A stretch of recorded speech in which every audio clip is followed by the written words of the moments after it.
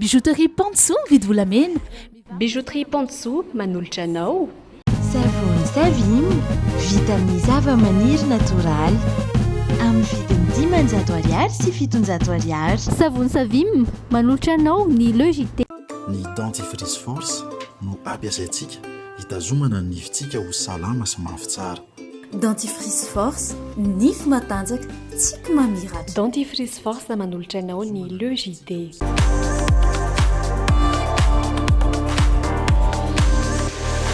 Luxor, le plaisir du confort. Telma, safidiko numéro 1 malagasy manolotra ho anao.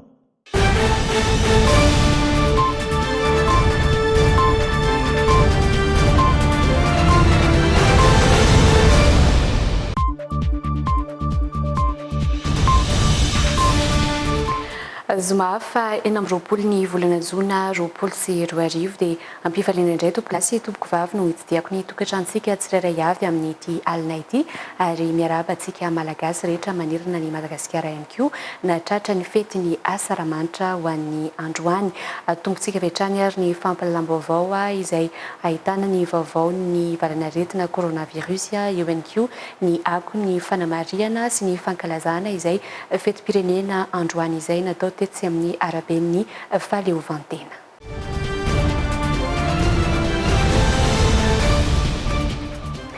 Miakatra hatrany ny isan'ireo olona voamarina fa mitondra ny tsimikaretina coronavirus eto Madagasikara amin'izao fotoana izao. Taoriany nivoahana tsikelikely tamin'ny fihiboana dia tsy latsaky ny 30 eo no miakatra izany isan'andro. Ho amin'ny androany manokana misy 70 indray ireo olona vaovao voamarina fa mitondra ny tsimikaretina coronavirus eto Madagasikara tamin'ny fakana singa izay natao omaly.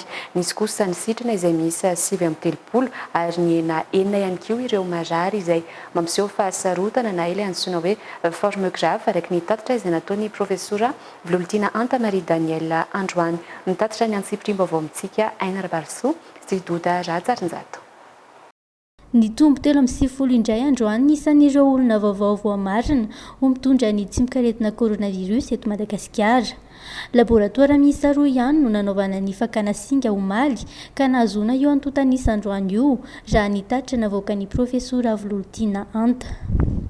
Efa mahatratra 2700 izany amin'izao fotoana ny isan'ireo olona efa nitondra sy mbola mitondra ny valanaretina COVID-19 eto Madagasikara.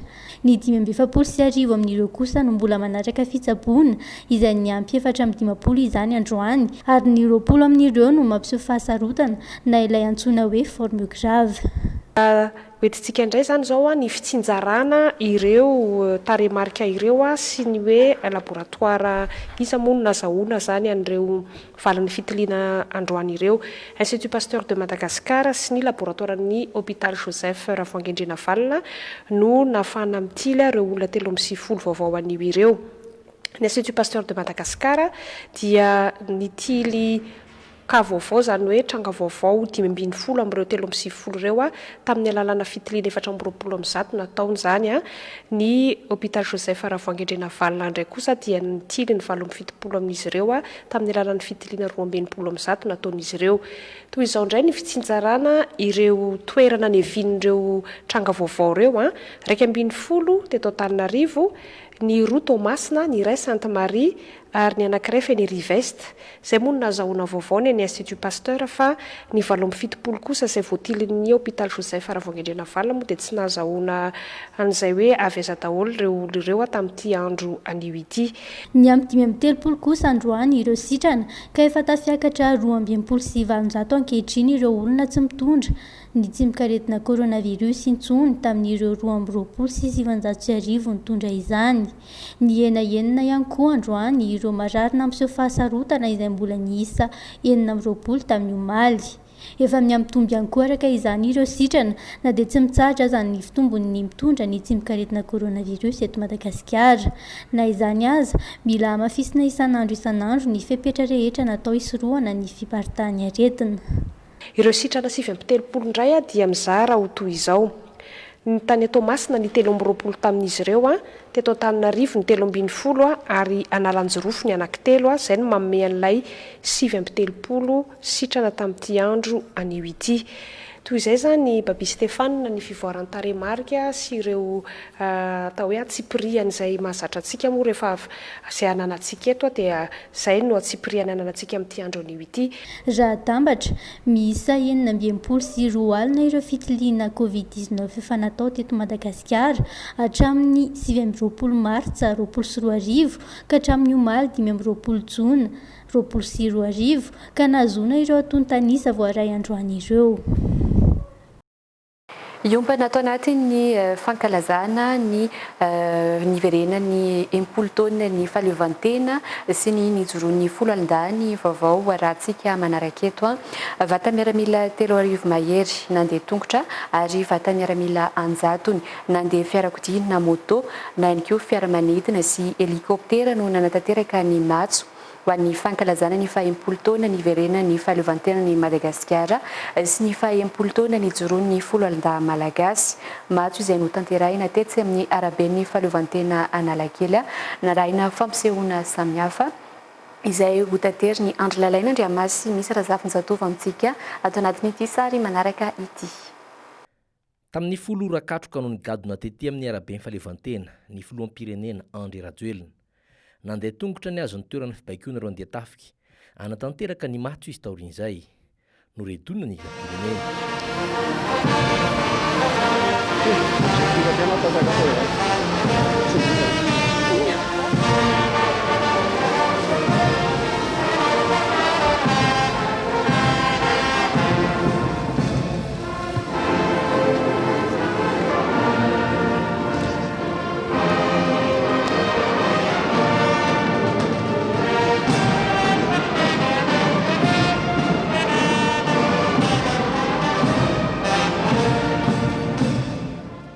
narana baiko avy tamin'ny filoha faratapony folo alindahy ho amin'ny fahavonan'ireo andeha miaramila sy zandary ary pôlisy sy ireo mpiandry fonja anatanteraka ny matso.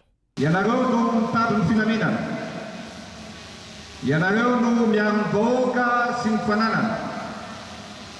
Ary ianareo ihany koa no mamonjy rehefa misy ny vola. Koa horeharehan'ny vahoaka malagasy entrany anie. Ianareo ankehitritsika dia ankalaza ny fetim-pirenena koa ry folo alindahy malagasy vonina anatotosa ny matso va ianareo sa hiaro an-trano ny tanindrazana va ianareo ijoratra ny ho an'ny tanindrazana va ianareo. Taorian'izay dia nandeha nisafiny andeha tafika anao ny matso ny filoham-pirenenan'i Rajoelina niavaka tamin'ity satria ilay fiara Kadiak izay nampiasain'ny filoham-pirenena voalohany Philibert Tsiranana no nitondra azy. Tena vaovany ity dia ny fampiasana ny fiara marika Kadiak izay fiara nampiasain'ny filohan'ny Repoblika voalohany teto Madagasikara tamin'ny fisafonany andeha tafika fankalazana ny fetim-pirenena tamin'ny taona enimpolo sy 2020.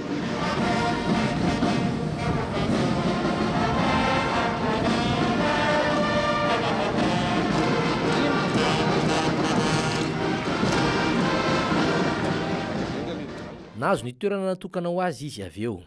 Taloha matso anefa dia nisy ny fampisehoana fihetsika mirindra nataon'ireo mpianatra ho manamboninahitra teny ivon'ny akademia miaramila sy ireo mpianatra ny sekoly miaramila-pirenena na CMP avy amin'ny Fianaratsoa. Fihetsika fanaon'ireo tafika Amerikanina nataony andeha 470 sy 770 any Akimila Antsirabe ary fihetsika mirindra fanaon'ny Japonay kosa ny an'ireo mpianatra ny klasy première any CMP Fianaratsoa.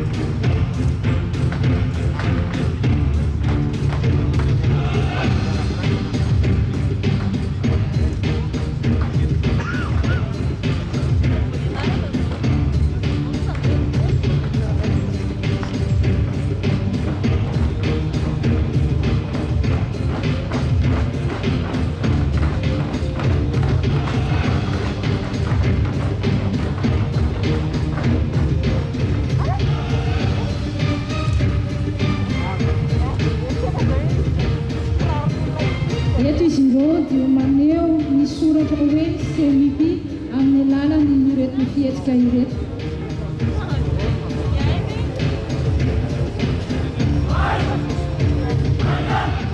Nanokatra ny matso toy ny mahazatra ireo mpitsoka mozika ny tafika sy mpitsoka mozika ny gendarmerie pirenena izay nanome ny mozika ho gadon'ny famindrana mandritry ny matso. Ny mpitsoka mozika ny tafika moa dia hitantsika ao amin'ny tovy premier RPS Dana.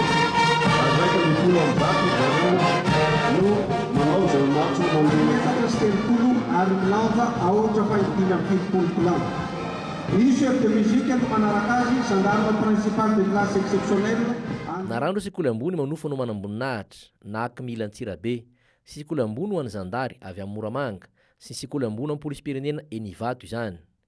Nampiavaka ireo vata miaramila sy zandary polisy nisa 23 izay nandeha tongotra ireo mpianatra manamboninahitra ho mpanamory izay nahitana vehivavy iray.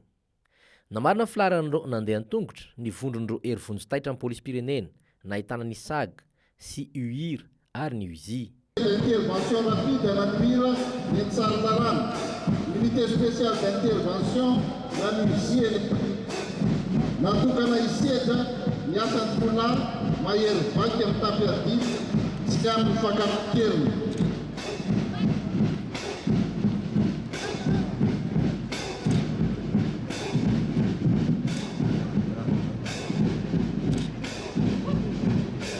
Izao dia izy amin'ny matso mandeha fiarakodia. Vata miaramila sy zandary ary polisy manodidina ny zato kosa no nitaingina moto sy fiarakodia ary nanamory fiaramanidina sy helikoptera taorian'izay. Nisongadina sady tsamba no nanao matso ireo moto vaovao vita malagasy Gaskar izay vao natolotra amin'ny polisy pirenena tamin'ny herinandro ity. Tonga naseho tena nalaikely koa androany ny vedette rapide any gendarmerie miasa any amin'ny faridranomasina Sava. Ireo fiara mifono visan-karazany enti miady amin'ny dahalo ary ola fiara-pahasalamana natokana ho any ady amin'ny valinaretina Covid-19 izay nivolana maritsa lasa teo no natsangana. Namarina izany ireo mpamonjy vona niaraka tamin'ny fitaovana maro samihafa. Nanaingo izany rehetra izany ny fisidina helikoptera sy fiaramanidina nandefa entina amin'ny loko fotsy mena maitso ary ireo fiaramanidina kely Cessna. Izany rehetra izany dia eto ambany fitariana sy fanaraha-maso ny General Andremasimanina William Michel avokoa ho any androany. Fa ny tena namarana ny fampisehoana tamin'ny araben'ny fahaleovantena Analakely io atoandro dia niseho mahakasika ny tantaran'ny pirenena ndry ny fanjanahantany sy ny fanafahana ary ny verenana fahaleovantena Madagasikara.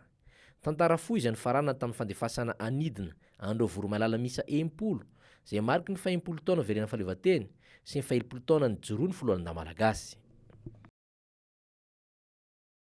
Mbola ijany eny Analakely any isika eto anatin'ity vaovao manaraka ity olo manakaja maro sivily sy miaramily no nanaraka mivantana teny amin'ny araben'ny fahaleovantena ny matso sy ny hetsika nankalazana ny fetin'ny fahaleovantena sy ny fetin'ny foloalinda malagasy androany. Misy any anefa ireo filoha teo aloha no tsy nanatrika izany teny an-toerana nasaina manokana teny amin'ny araben'ny fahaleovantena Analakely tamin'ity androany ity ireo ampanjaka sy sojabe ary tangalamena maro manera nanosy fanadiadiny irana amin'ny andro lalaina Andriamasy misy arazafinjatofo.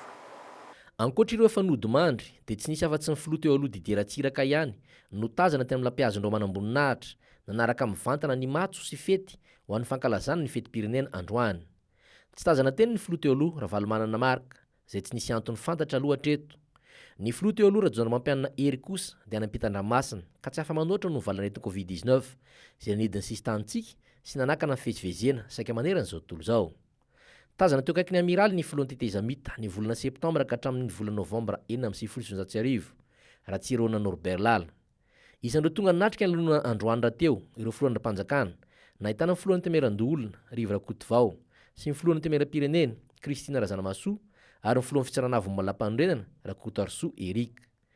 Teo akaikin'ireo no nahitana ny governoran'ny faritra Analamanga Rasomaro Makahery sy ny bentanana Antananarivo ny Andritsitoaina izay samy mpampiatrano ny fety ofisialy androany. Mazava ho azy fa tazana teny ihany koa ny Prime Ministre lehiben'ny gouvernemanta Tsay Christian. Samy ndray lampiazo tao amin'ny filoham-pirenena mivady izy rehetra ireo. Teo nilan'ireo kosa samy teo amin'ny lampiazo afovoany nahitana ireo filohan'ny fiangonana efatota ao anatin'ny FFKM izay nitarihan'ny filohany ny Dokotera Rakotonirina David. Nanampirao ny manamboninahitra sivily sy miaramila maro. Ny lampiazo teo kavanan'izany kosa dia nahitana ireo ampanjaka sy sojabe ary tangalamena avy amin'ny faritra maro manerana nosy izay ny totaly 270.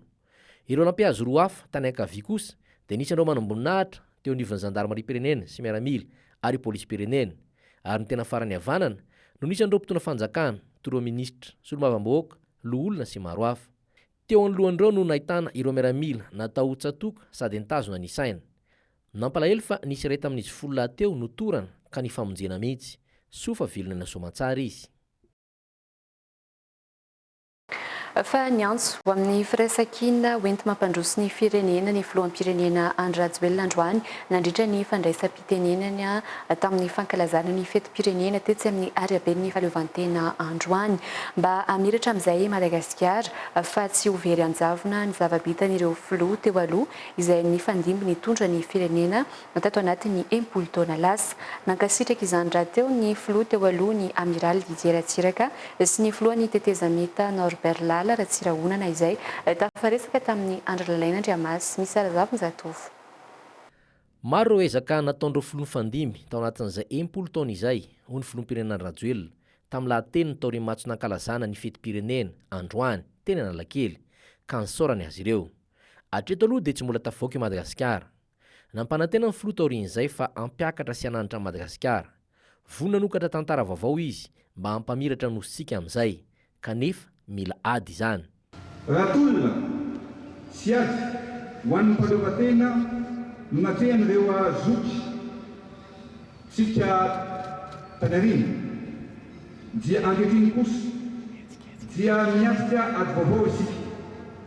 Tsy ady ilana basy amandefina toy ny nataon'ireo razantsika izany fa ady amin'ny fahantrana, ady ho an'ny fandrosona ara-toekarena, ady ho an'ny rehareha pirenena ary ady amin'ny fifampizakazarana. Satria dia fon'Andriamanitra misy iray i Madagasikara, iray ny malagasy ary teny iray ny teny malagasy. Tao anatin'ny 10 taona lasa izay dia niandrandra ny tena fahaleovantena ny malagasy. Noho izany dia mila mirahina isika mba hametaka ny tena fahaleovantena marina amin'ny lafiny rehetra. Fahaleovantena eo amin'ny fiandrianam-pirenena, fahaleovantena ara-toekarena, fahaleovantena ara-tsakafo ary fahaleovantena ara-pahasalamana. Nitovy hevitra tamin'ny filohan'ny Rajoelina ny filoha teo aloha Didier Ratsiraka. No tanisainy fa efa nanana orinasa malagasy mpanao fanafody ka efa namokatra fanafody isika ary efa nisy koa orinasa mpamokatra fiarakodia saingy raha vasom-potika no fanonganana ny fandimby. Inganita tsy misy famindranam-panjakana isaky ny manontany tena mantsiny olona nahoana 10 taona teoriana fa dimy alohan'ny farany tsika misoantrano ka tsy mahagagana zany mipirdy famindranam-panjakana nisy teky. Raha tsy nisy an'izany anie tsy salamgoty firenena ity. Zereo fotsiny zao raha maheno aho hoe manao ozinina vaovao fanamboarana fanafody taizana anaovana azy ao amin'ny fafa. Ny fafa io efa nisy teo aloha, efa nanao ny générique sika, générique rehetra natao tao daholo miaraka aminao fakinina sy misy arôme physiologique, virome isotonique etc.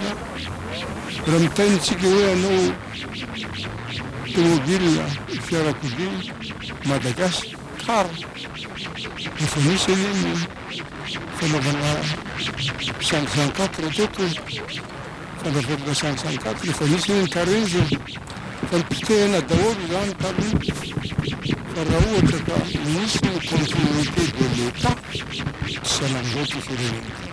Ho an'ny filohan'ny tetezamita Ratsirahonana Norbert Lala kosa dia manamarina ny demokrasia ny fisiana toko-panohitra. Miombon-kevitra amin'ny filoham-pirenena teo izy ny amin'ny tokony tsinjovana ny taranaka any aoriana amin'izay. Politika moa tsy maintsy misy ny mpitondra ary misy mpanohitra. Zay ny lalàna demokrasia. Fa dia everika fa namanahoana ninona mety fanoherana amin'tranga tsy asakana fanofondra dia fa tapa-kevitra ny mpitondra. Zay ninona ndraiky ty mpitondra dia manao zay sitaka azon'ny malagasy rehetra fiadanana sy fahasambarana eo amin'ny fiainany. Zay ny adidin'ny mpitondra zay. Ny adidin'ny mpanohitra dia ny manitsy zany dia zany raha ohatra ka misy tsy mety ny ataon'ny mpitondra fa sanatry ny vava zay mampalelo tsy fanaratsy sy fanentsika zay moa dia za manokana dia tsy mankasitraka loatra an'izay fa mififanakalojakevitra ny tokony atao. Mariky ny fandrosoana tia napetraka eto amintsika ny hofanangana ireo fotodrafitrasa maro manerana ny nosy raha nambarina tangalamena sy sojabe ary ampanjaka isan'ireo nazo fanasana manokana anatrika amin'ny fetina ny fahaleovantena androany. Ny fampandrosoana araka ny voalazan'ny kabariny filoam-pirenena teo dia tena niezaka masy indrindra resaka fandriam-pahalemana satria ny fampandrosoana niezaka be mba hahafahasika zany manohy an'izao fahalema sy zavatra namboariny i président zao satria ezaka mafy be nataony maro ny zavatra vitany na any aminay amin'ny faritra zay rehetrarehetrarehetra reny na regny hôpitaly manara-penitra sekoly manara-penitra reny dia zava-baovao tokoa aminay nahitan'izany zavatra zany satria ezaka dia mafy ny ataony vao vetivety azy nanaovan'ny filoam-pirenena tongavany teo amin'ny fitondrana dia efa navita sahady izy amin'izao ezaka nataony amin'ny fampandrosoana anty tanindrazana misy asika ty indrindra amin'izao nazao asika ny enimpolo taona ny fahaleovantena zao. Ankoatr'ireo dia tetika asa maro toy ny ozina mpamokatra fanafody farmagasy sy ozina mpamokatra fiara gaskara ary ozina fanaovana fitiliana ela 2M iampy fotodrafitrasa maro no atsangana atoato. Nisy mihitsy ireo fasaika hotokanana tamin'ity fetiny 9 jona ity toy ny kianjan'ny Baria sy ny fanarenana ny Rova saingy tsy vita no valanetin'ny Covid-19. Io raha teo no antony nanaovana ny lanonana ofisialy ny fetim-pirenena hoe amin'ny araben'ny fahaleovantena androany ho iatrany ny filoam-pirenena. Fa nilamina amin'ny akaben'ny fitandrona ny filaminana nandritry ny fankalazana ny fetim-pirenena androany tetsy amin'ny araben'ny fahaleovantena rakotra mpitandro filaminana ny faritra maro teto Andrenivohitra ary tsy nisy tafiditra ny faritra Analakely sy ny manodidina avokoa ny rehetra ankoatra ireo vahiny Manakaja sy ireo tompon'andraikitra ambony teto amin'ny firenena izay nanatrika ny matso ndawara anantsary ary ny akon'izay miaraka amin'ny kasambola manana. Rakotra mpitandro filaminana ny faritra maro teto Andrenivohitra androany manomboka ety Akorondrano mipaky eny Tamena hatrety Analakely sy Beoririka ary Anosy. Manomboka eto amin'ny Magro Beoririka dia efa voasakana ary tsy nisy afaka nandeha avokoa na ireo mpandeha tongotra aza naniry ny hiditra ny Analakely.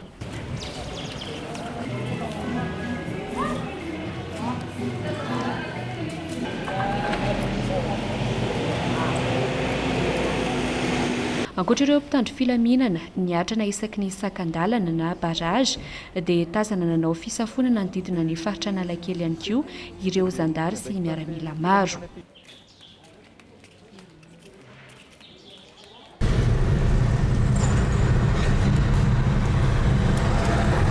Nilamina tsy nisy tomika ny fitandrona ny filaminana ho an'ny androany nandritra izay fanamariana ny fa-10 taona niverena ny fahaleovantena ny Madagasikara izay. Mpitandro filaminana maro nahitana miaramila, zandary ary polisy no nisahana ny fitandrona ny filaminana mba ampirindra ny fankalazana ny fa-10 taona niverena ny fahaleovantena sy ny fa-10 taona nijoroan'ny folo alindahy malagasy androany. Efa hatramin'ny omaly izy ireo no niasa naneran'ireo faritra maro teto Andrenivohitra. Fasaika nijanona antrano avokoa ny ankabeazany malagasy androany tsy vitsy ihany koa nefa ireo mbola nanohy ny fitadiavana noho ny fasiranana amin'izao fotoana na dia fety aza ny andro. Ho an'ity fianakaviana iray izay notsidiana ity dia nambaran'izy ireo fa nangingina ny fanamariana izay 20 jona tamin'ity taona ity izay tsy sahala amin'ny isa taona. Andao arahantsika ato anatin'ny fanadihadiana ary ny akon'izany rehetra izany eo amin'ny sariny Kasambola Manana. Nangina ary nangatsika nanaraka ny toetrandro ny fanamariana ny fa-10 taona niverena ny fahaleovantena tamin'ity androany ity.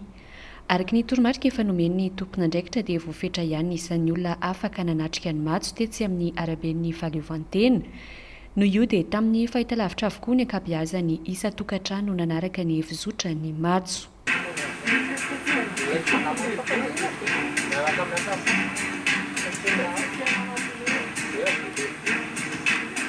Anisany fahazarana ho an'ity fianakaviana izay notsidiana ity hatramin'izay ny mijery matso eny Mahamasina isa-taona saingy noho ny zava-misy eto amin'ny firenena amin'izao dia tsy maintsy tao an-trano ihany izy ireo no nijery.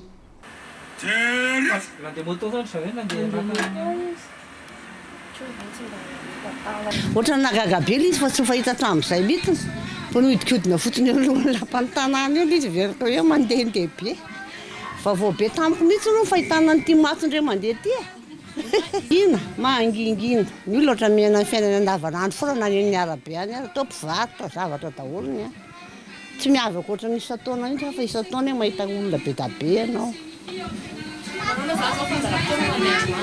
Dia eto aloha eto mijery télé sy atao rarandro dia lalao kely ngamba rehefa avy eo.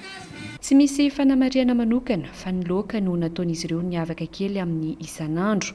Amin'ny andro tsy asana ny androany kosa dia forolanina ny mpianakavy ka ny lalao iraisana no hotoy ny fandaharam-potoana rehefa tapitra ny matso. Hoy Kristina. Raha ny fahitana tamin'ity 26 ty aloha zany dia somary mangingina. Raha mahazatra dia mijery matso dia ny Mahamasina foana. Dia tamin'ity zany tsy maintsy hoe amin'ny télé no mijery moa fankalazana 40 taona dia tokony hoe mba manetriketrika ilay izy. Dia noho ny aretina dia tsy maintsy izao zany ny zava-misy. Ho an'ny androany zany aloha ny fandaharam-potoananay dia miaraka atao trano daholo dia mijery télé. Zay, eto izay no mijery an'ilay matso. Isan'ny nahitana olona maro ihany koa ireo faritra avo teto an-drenivohitra izay nahafahana mitazana avy lavitra ny matso teo Analakely.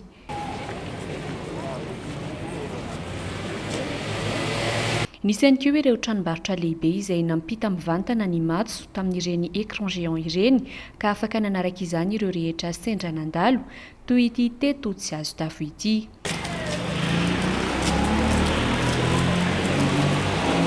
Fa tsy vitsy ihany koa anefa ireo nanohy ny fitadiavana toy ny mahazatra noho ny fahaseranana na dia fety aza ny andro. Isan'izany ireo mpivarotra tetỳ Ambodiny Sotry. Fa tsy nisy ihany koa ny matso toy ny isa-taona nanerana ny faritra maro teto Madagasikara, isan'izany tao Toamasina noho ny fisian'ny valanaretina Covid-19.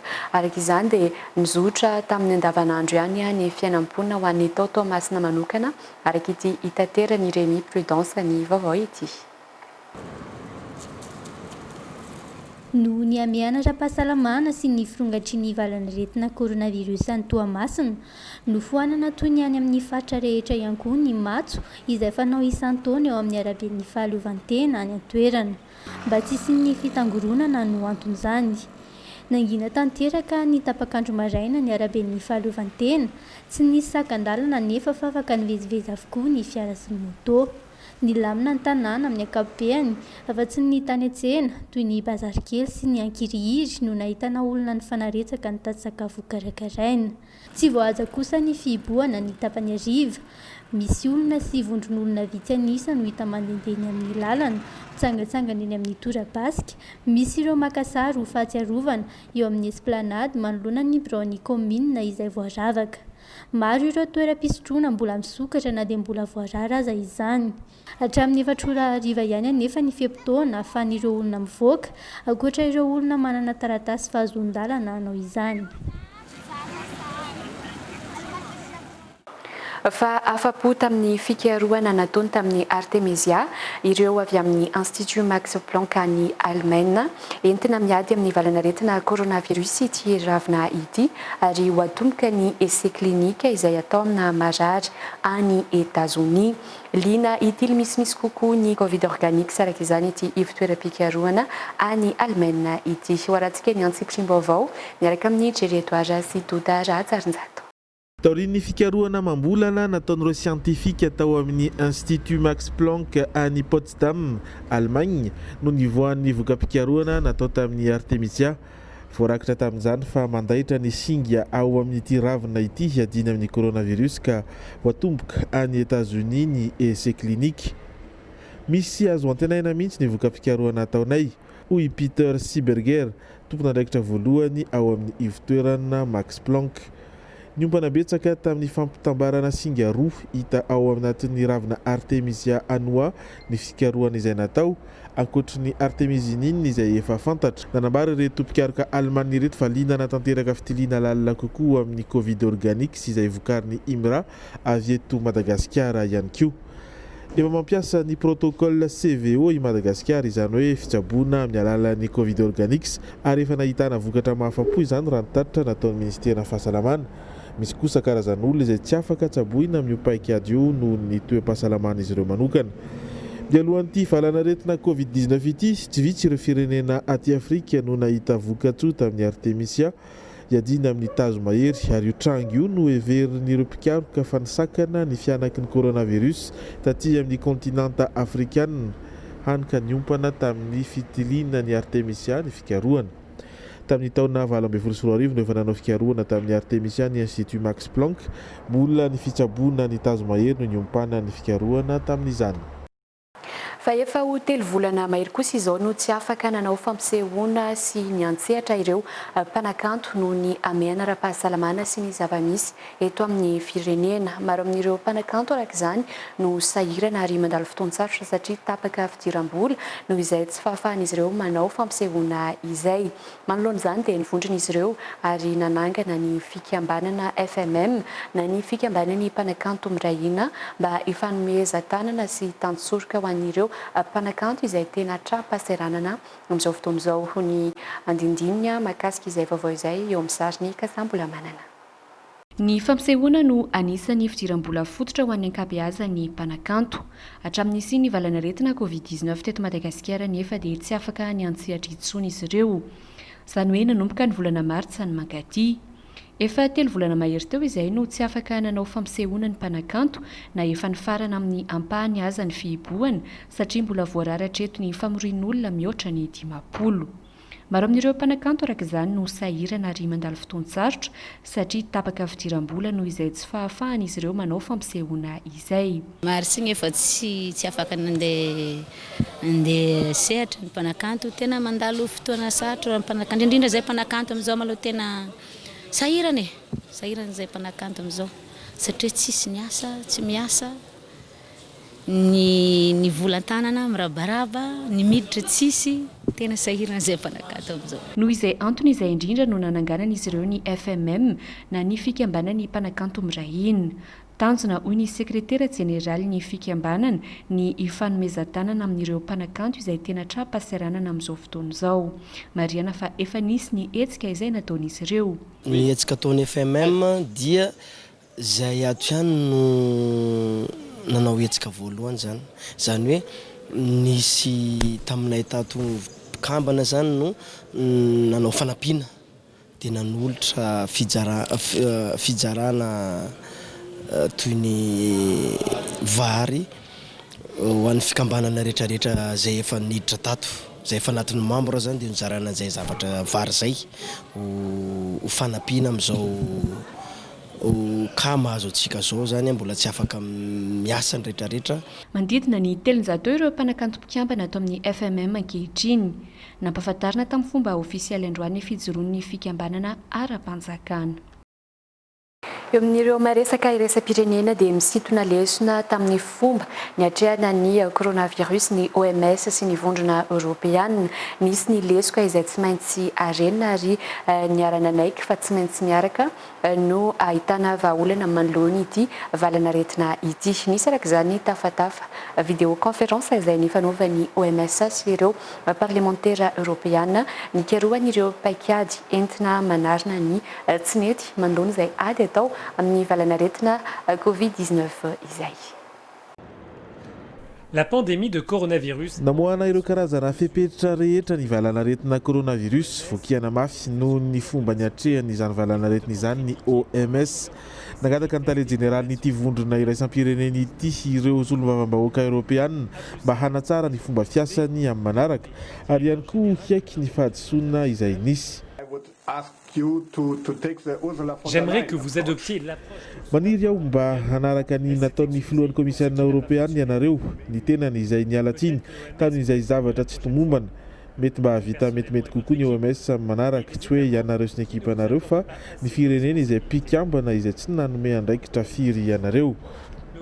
Miantso paikady sy vahaolana iarahan'ny rehetra ny OMS tsy afaka ny fiady rery izy ireo hoy ny tale generaliny. mila miasa miaraka isika mba hisintonana lesona tamin'ity valana retina ity ka mba tsy ho latsaka kantereny intsony isika satria niarahana hita ny fikiropahana sy ny tsy firarahina naseho teto. Miantso amin'ny fizarana ireo angom-baovao rehetra maneran-tany ireo parlementaire européenne sasany. Ny tanjona dia ny mba hifampizarana ireo haitao sitrakefa rehetra entina miatrika amin'ity krizin'ny coronavirus ity, saingy vitsy ireo orinasa sy firenena mikambana ataon'ny vondrona européenne nanohana izay hevitra izay. Petraka amin'ny fanontaniana hoe hiverenana hiadinkevitra ve izay paikady izay aty Europa sa tsy. Toy-hatrany ny fikarohana vaksiny fanefitry ny valana retina, tsy vitsy ireo mihevitra fa fotoana iray hampisehoan'ny OMS ny fahavonona eny an-trano izany ary manohana azy ny vondrona européenne. Misy ny hetsika ara-koltoraly izay iarahana mikarakara amin'ny mpanakanto maneran-tany. Misy ihany koa ny fihaonana an-tampony hiompana amin'ny fahazoana fitsaboana hitovizany rehetra mikasika ny coronavirus. Au coronavirus. Ao anatin'izay vaovao iraisam-pirenena izay hatrany dia andro iraisam-pirenena ho an'ny ady amin'ny fandranana sy ny fivarotana zava-mahadomelina androany 20 Jona noho ny valana retina Covid-19 izay mbola tsy mitsatry ny mianaka maneran-tany amin'izao fotoana izao dia niabetsaka ireo olona sy fikambanana ary fianakaviana lasa manana an'izay hoe aferana fandranana sy fivarotana zava-mahadomelina izay. Andro maneran-tany natokana hiadiana amin'ny fanondranana zava-mahadomelina androany. Nanambarany mety ho fitombon'ny trafika androngoany ho an'ireo firenena marefo sy andalam-pandrosoana araka izany ny fikambanana iraisam-pirenena na ny ONU. Miamitombo ny isan'ny olona tsy hanasa ka manosika ireo tsy manan-katao hiroso amin'ny asa mifandraika amin'ny zava-mahadomelina izay mbola voatraran'ny lalàna izany ankehitriny noho ny fisian'ny valana retina coronavirus eto amin'ny tany sy ny firenena. Manay ny fiainan'ny famatsim-bola amin'ny ady iraisam-pirenena amin'ny fanondranana zava-mahadomelina ny maso ivon'ny firenena mikambana. Manodidina ny 720 sy 200 tapitrisa ireo olona voatarika amin'ny fidorohana zava-mahadomelina maneran-tany ny taona 2012 sy 2020 ka ny kanabis no akora bebity indrindra izay misy mpampiasa miisa 270 tapitrisa. Mihoatra ny 300 raha oharina ny tamin'ny taona 7 sy 2020 izany. Mihoatra ny 530 tapitrisa kosa no marary vokatra izany. Ary tao anatin'ny 10 taona lasa izay dia mitombo 170 ny tapa hafatesana amin'ny fampiasana sy fidorohana zava-mahadomelina. Manoloana izany, mitaky ny hanehoana ny firaisan-kina sy ny fanohanana ireo firenena andalam-pandrosoana hiadina amin'ny fanondranana zava-mahadomelina ny maso ivony firenena mikambana amin'izao krizy teraka ny valana retina coronavirus izao. Mampanantena nefa izy ireo fa handray an-tanana ireo efa voakasika izany sy karakara amin'ny fanasitranana ny marary vokatry ny fidorohana ny zava-mahadomelina.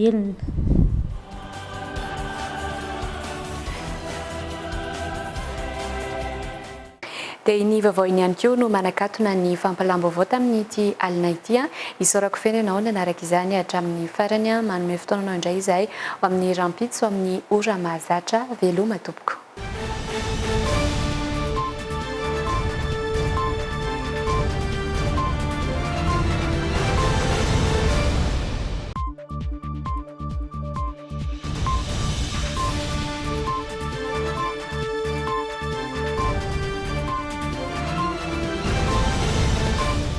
Telma, safidiko numéro 1 malagasy manolotra ho anao.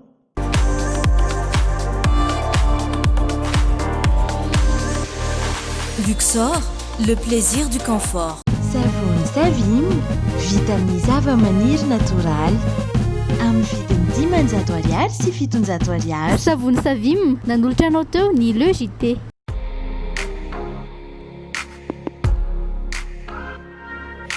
Bijouterie Pansou vidy volamena. Bijouterie Pansou nanolotra anao ny Le JT. Ny dentifrice force no ampiasaintsika hitazomana ny nifintsika ho salama sy mafy tsara. Dentifrice force, nify matanjaka, tsy mamiratra. Dentifrice force nanolotra anao ny Le JT.